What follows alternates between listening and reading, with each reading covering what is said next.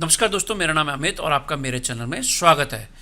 दोस्तों, मैंने last video बनाया था जिसमें मैंने बताया था कि आप 15 साल में कितने की शिप करके 1 करोड़ रुपये बना सकते हैं। तो उस वीडियो में कुछ दोस्तों ने मुझसे क्वेश्चन पूछा था कि सर आप ये बताइए कि 15 साल बाद 1 करोड़ की वैल्यू कितनी होगी। तो दोस्तों, ये एक बहुत अच्छा डाउट था और क्वेश्चन था जिसके ऊपर मैं वीडियो लेके आया हूँ। तो ये सामने मैंने एक चार्ट बना रखा है। इस चार्ट में अगर आप देखेंगे तो आपको इजीली समझ में आ जाएगा कि आपके 15 साल बाद पैसे की वैल्यू क्या होगी, 1 करोड़ की वैल्यू क्या होगी। तो देखिए, सबसे पहले तो ये देखिए, यहाँ पे मैंने ऊपर दे रखा है ईयर्स। ये 10 years, 15 years, 20 years, 25 years, 30 years. तो मैं यहाँ पर मान के चल रहा हूँ कि अगर 6% की महंगाई रेट रहती है, इन्फ्लेशन रेट रहती है हर साल, तो उस केस के अंदर 1 करोड़ की वैल्यू कितनी होगी। तो अगर 10 साल के बाद देखेंगे 6% की रेट से, तो आपके पैसे जो 1 करोड़ रुपये होंगे वो रह जाएंगे केवल 56 लाख रुपीज़। 15 साल बाद 1 करोड़ की वैल्यू रह जाएगी केवल 42 लाख रुपीज़। 20 ईयर्स के बाद में रह जाएंगे 31 लाख रुपीज़। 25 ईयर्स के बाद रह जाएंगे 23 लाख रुपीज़। 30 ईयर्स के बाद रह जाएगी वैल्यू केवल 17 लाख रुपीज़।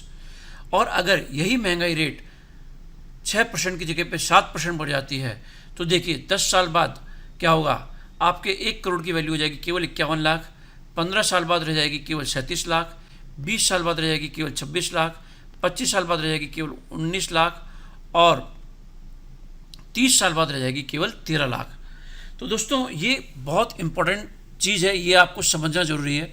क्योंकि अगर आज आप ये प्लान करते हैं कि मैं चलो इतने अमाउंट की शिप कर लेता हूँ और 15 साल बाद मेरे पास 1 करोड़ रुपये हो जाएगा, या 20 साल बाद मेरे पास 1 करोड़ रुपये हो जाएगा इतने की शिप करके, तो आपको ये जानना भी ज़रूरी है उस 1 करोड़ रुपये के अंदर 15 साल बाद जब आप मार्केट में निकलेंगे तो आप क्या खरीद सकते हैं, उस पैसे की वैल्यू क्या होगी। क्योंकि जैसे हर साल महंगाई रेट की वजह से आपके पैसे का अवमूल्यन होता है। इसका मतलब पैसे की वैल्यू गिरती है तो आपका जो पैसा है, कॉस्ट है, उसकी कम हो जाती है, पैसे की खरीदने की क्षमता कम हो जाती है। तो आज आप जो 1 करोड़ रुपये में खरीद पा रहे हैं, 15 साल बाद वो नहीं खरीद पाएंगे। उसी तरीके से जैसे कि 10 साल पहले आप अगर 10 किलो आटे की थैली लेने जाते थे, मान लीजिए मैं आशीर्वाद आटे की थैली बोलता हूँ, या लक्ष्मी भोग, या जो भी आप यूज़ करते हैं, तो 10 साल पहले 2012 के अंदर जो वैल्यू थी और आज जो वैल्यू है वो बहुत अंतर है।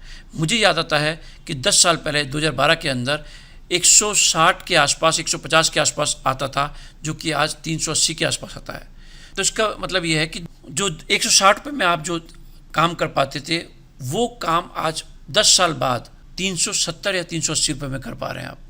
ये है पैसे की वैल्यू गिरना। क्यों, और ये होता क्यों है? क्योंकि महंगाई बढ़ने की वजह से। तो इसीलिए आप जब भी फाइनेंशियल प्लानिंग करें तो आपको पैसे की वैल्यू पता होना चाहिए कि उतने साल बाद क्या होगी।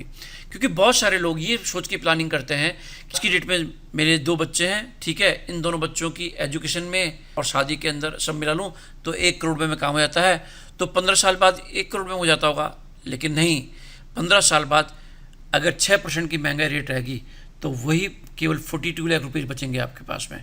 और अगर 7% महंगाई रेट रहेगी तो आपके पास केवल 37 लाख रुपये बचेंगे, यानी कि आपका प्लानिंग फेल हो जाएगी। इसीलिए आपको उसी हिसाब से प्लान करना पड़ेगा, ध्यान रखना पड़ेगा। और इसको कैसे निकाला है मैंने, वो भी मैं आपको बताता हूँ। इसको निकालने के लिए एक फॉर्मूला यूज़ किया है, जो है value equal to 1 divided by 1 plus R की होल पावर n। यहाँ पे r है रेट ऑफ इन्फ्लेशन और n है ईयर्स। अगर आप इस फॉर्मूले के अंदर रेट और नंबर ऑफ ईयर्स बताएंगे तो आपको पता लगेगा कि 15 साल बाद आपकी 1 करोड़ की वैल्यू कितनी होगी। तो इस फॉर्मूले से आप खुद भी निकाल सकते हैं। तो इस तरीके से दोस्तों आप पता कर सकते हैं कि आपके पैसे की वैल्यू क्या होगी। अब एक क्वेश्चन और बनता है इसके अलावा कि ये तो ठीक है, आपने सर बता दिया हमें कि 1 करोड़ रुपये की वैल्यू 15 साल बाद कितनी होगी। अब आप हमें ये बताइए कि आज की डेट में जो 1 करोड़ रुपये हैं, उतने ही वैल्यू के हमको 1 करोड़ रुपये 15 साल बाद चाहिए, तो हमको कितने पैसे इकट्ठे करने पड़ेंगे 15 साल के अंदर। समझ रहे हैं आप मेरी बात को?